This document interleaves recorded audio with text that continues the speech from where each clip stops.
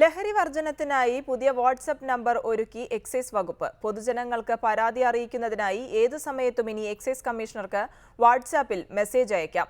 മദ്യത്തിനും മയക്കുമരുന്നിനും എതിരെയുള്ള ബോധവൽക്കരണത്തിന്റെ ഭാഗമായാണ് WhatsApp number ഒരുക്കിയിരിക്കുന്നത്.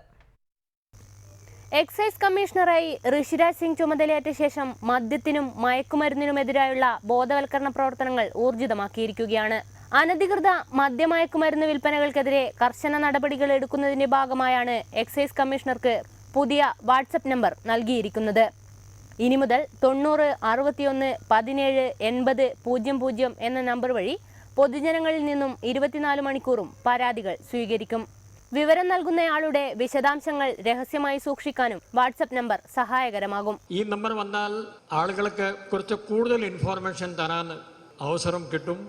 ഞങ്ങൾക്ക് ഇപ്പോൾ 3 പോലീസുകാരാണ് ഒരു നമ്പർ 24 മണിക്കൂർ കൈകാര്യം ചെയ്യുന്നത്.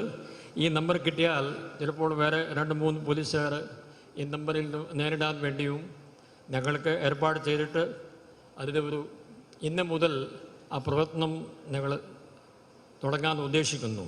വാട്സ്ആപ്പ് നമ്പറിന്റെ ഔദ്യോഗിക ഉദ്ഘാടനം എക്സൈസ് വകുപ്പ് മന്ത്രി TP രാമകൃഷ്ണൻ നിർവഹിച്ചു. ലഹരി പദാർത്ഥങ്ങൾ വിൽക്കുന്ന മാഫിയ സംഘങ്ങൾ വിദ്യാർത്ഥികളെ കഴുകൻ കണ്ണുകളുമായി വേട്ടയാടുകയാണെന്ന് മന്ത്രി TP രാമകൃഷ്ണൻ പറഞ്ഞു.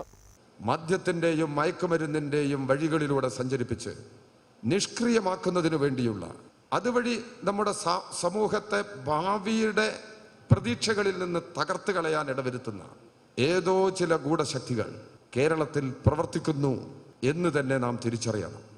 കഴിഞ്ഞ 2 മാസത്തിനിടെ 4952 അബ്കാരി കേസുകളും 608 NDPS കേസുകളും 10690 COTAP കേസുകളുമാണ് എക്സൈസ് വകുപ്പ് രജിസ്റ്റർ ചെയ്തിട്ടുള്ളത്.